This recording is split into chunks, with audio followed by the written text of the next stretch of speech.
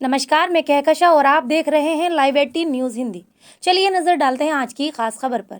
उत्तर प्रदेश के मुजफ्फरनगर जनपद के शुक्र तीर्थ में स्थित गौड़िया मठ एक बार फिर सुर्खियों में है।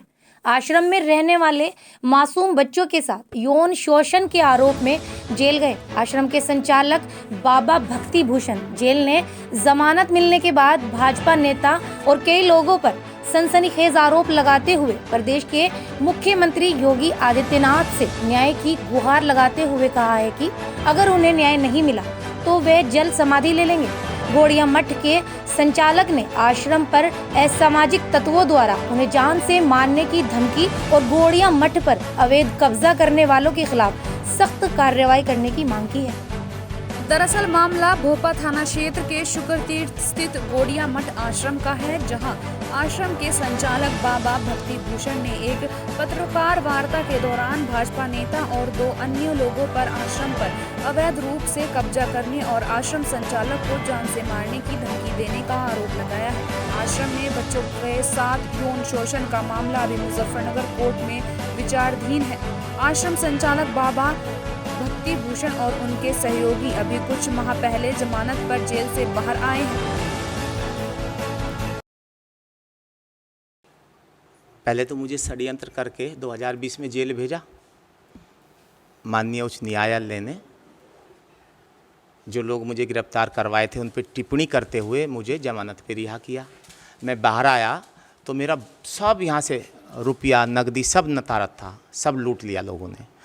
तो जो यहाँ पीछे गोविंद दास रहता उससे पूछा, उसने बताया कि विकास तोड़ के ले गया, विकास पवार जेल से आने के बाद। इसके बाद हम शांत हो गए भाई, शांत हो गए, हमने कोई बात नहीं की। भाई जो ले गया वो देने के नाम कर ले गया और एक मुकदमा लड़ेगा, हम तो शांति चाहते हैं। अब ये गोविंद जो है ये हमें थोड़ा सा कुछ गलत सलत नज़र आया, तो हमने एक दिन 10-20 आदमियों को बुला के इसकी तलाशी ली। तो जो हमारे 2 लोकर थे उनके जो अवशेष थे माल के वो इसके पास से बरामद हुए और इसने 1 लाख रुपया हमें कहीं रखा हुआ था वहाँ से ला के भी दिया। और इसने बताया दोबारा कि विकास पवार भी तोड़ के ले गया। हमने इसकी FIR भोपा थाने में करा दी। इसकी वीडियो और इसकी ऑडियो भी हमने FIR के साथ माननीय प्रशासन को उपलब्ध कराई। इसके बाद ये विकास पवार हम पे दबाव बना रहे थे कि जो गोविंद के खिलाफ आपने रिपोर्ट की है उसको वापस दो। खुद वो आश्रम में आए, बच्चों ने गेट खोला, इनको पानी पिलाया, ये बैठे हुए थे। मैं ऊपर से आया तो उन्होंने मुझे बैठा लिया और चैन खोल दी। उसमें 2 कट्टे थे देसी और बहुत सारे कारतूस थे। मैं तो डर गया, मेरा तो गला सूख गया। इन्होंने कहा महाराज जी आप काय रख लो। मैंने कहा तो मेरा नहीं है, थाने में दे दो उसको। कहते नहीं नहीं, एक केस आप पे तो और लगवाएंगे। संजीव संगम और ये दोनों थे यहाँ। ये कहते 5 लाख रुपए दे दो विकास पवार, नहीं तो आपके खिलाफ पहले जैसा केस होगा। मैंने कहा नहीं नहीं ये ठीक नहीं है, मैं पुलिस को बुला लूँगा। तो वो कहता है संजीव संगम के नरेंद्र गिरी जैसा हल कर देंगे आपका। विकास कहता है गोली तो नहीं मारूंगा और मुझे बहन की गाली देता है, ये तो अच्छी बात नहीं है। इनके खिलाफ थाने में सूचना दी, वो सब लोग आए, उन्होंने सच्चाई को जाना, मेरी CCTV की फुटेज चेक की और उन सब के आधार पे उन्होंने इन दोनों के खिलाफ FIR दर्ज की।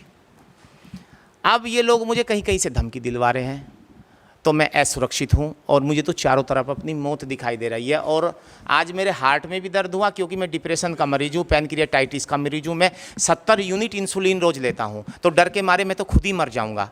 मैं तो गुहार करता हूँ माननीय प्रशासन से भी, हाथ जोड़ के गुहार करता हूँ और माननीय योगी जी से भी। वो खुद संत है, संतों की बात को पहचाने, उनके हृदय को वो पहचान सकते हैं कि वो मेरी सहायता करे और ऐसे अपराधियों को जल्द से जल्द गिरफ्तार करे ताकि मैं भयमुक्त हो सकूं। अगर नई कार्रवाई होती है फिर क्या करोगे? नई कार्रवाई होती तो मैं इनसे फिर लिखित में मांगूंगा। इनसे तो मैं मरूंगा नहीं, तो मुझे प्रशासन ही कह दे, मैं खुद ही या तो जल समाधि ले लूँगा या तो मैं आमरण अनशन पे बैठ जाऊँगा। संविधान के बाहर में कोई काम नहीं करूँगा।